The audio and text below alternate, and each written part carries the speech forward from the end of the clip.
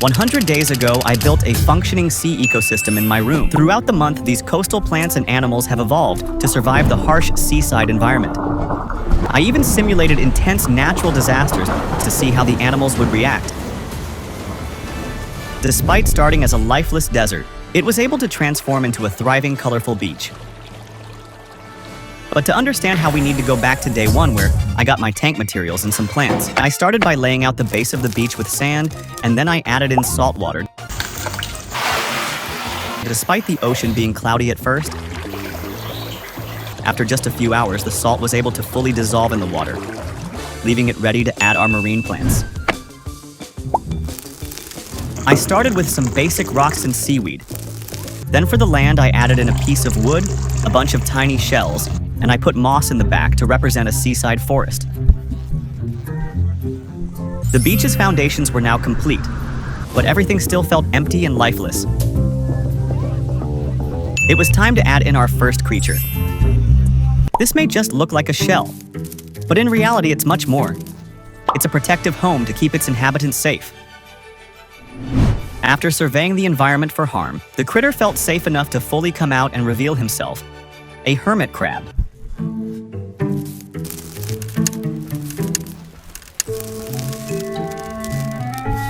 The crab immediately went up and put his back against the wall in order to spot any potential predators. Despite their name, hermit crabs are actually very social animals.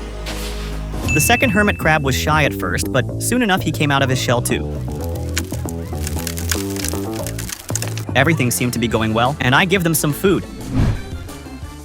So I decided to leave the ecosystem by itself for a few days. By day 4, the hermit crabs were still thriving together and had established their spot on the beach behind the log. But over and under the ocean, there was more life starting to develop. Not only had the plants started to grow, but earlier that day, I had added another form of life too, little watchmen. One small clownfish, it's Nemo, were swimming throughout this part of the ocean that they called their home. But these are not just normal fish because he is Nemo. So in order to make the fish more comfortable, I added in a nice friend for him to Yellowfish and Dory. But he's also not just an ordinary fish, as these goes have the special ability to scoop up mouthfuls of sand, filter out the food, and then spit the sand back out. This here used his ability to dig himself out a little home under a rock. Smart, not only does this give the fish a tasty meal, but it plays a crucial role in cleaning the sand of our ocean and helping the entire ecosystem become self-sustainable.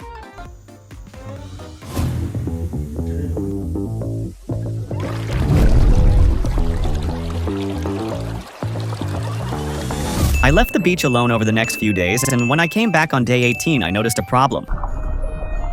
The animals and plants were all fine, but hidden on some of the glass, early signs of algae had started to grow. While it wasn't much, if left unchecked for a while, it could lead to an overall decrease in water quality for the entire ocean. Now, of course, I could just clean it myself, but that's boring. So instead, I have another plan. I went out and bought 5 of these Osra snails with beautiful-looking shells, and I let them loose into the sea one by one. These snails love eating algae, and when left alone, they will simply go around cleaning the entire tank.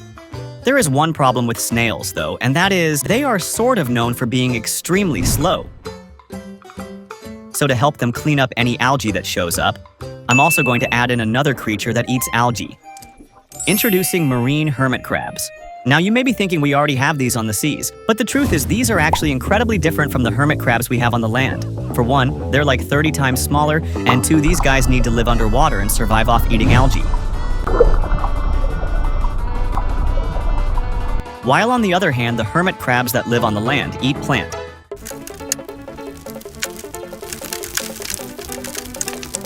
The newly added marine hermit crabs will do a great job at fitting between the cracks of rocks and accessing places that the snails might miss.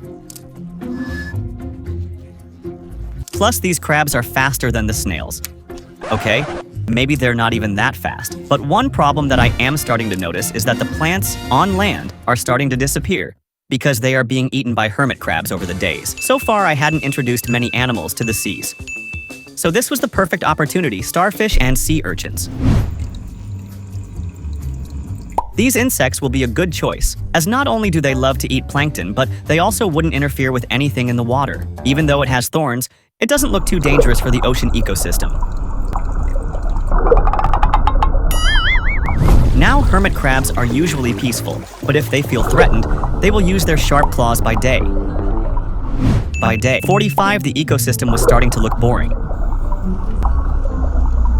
So I added some creature, a sea snake.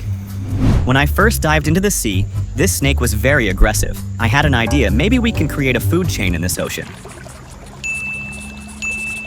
So I added last creature, a lionfish. But these are not just normal fish, as these goes have the special ability to self-defend with poison in back.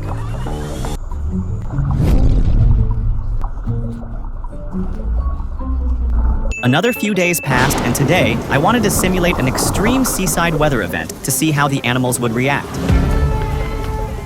So I turned off the lights and started to pour down rain. The hermit crabs were not very happy and immediately had to take cover under the large log. But despite the rain being annoying for the animals, it's actually very important.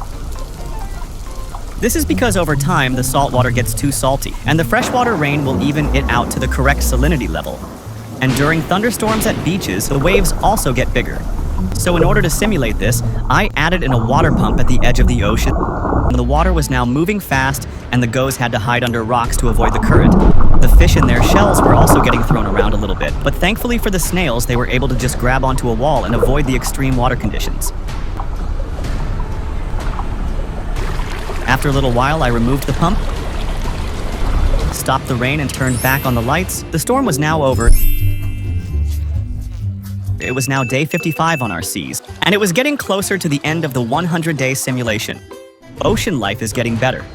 So I want to try natural disaster again, but more extreme with a more powerful tsunami that makes the water rise to the beach. But life under the water feels nothing. To be fair, I added this extreme tornado disaster caused all life in the ocean to panic, and they looked for a safe hiding place. Sea snakes hide under rocks, and even rise to the surface of the beach. But there is one fish that is not afraid at all, as the name lionfish. This fish is very strong. Even when a tornado hits it, he can even defend himself firmly, even though the sands cover his eyes. But before the end, I wanted to make sure the entire ecosystem was self-sustainable. So far, we already had many things to do this day. Day 100 was now here. Every animal, including the hermit crabs, snail, the fish and plants, were now living in peace with one another in a self-sustainable ecosystem. Thanks for watching. And if you didn't know, I'm very new to YouTube in English language. It would mean a lot if you subscribed, as it helps me know you guys like these types of videos. If you have any video ideas you'd like to see, comment them and click the video on the screen to see my other video.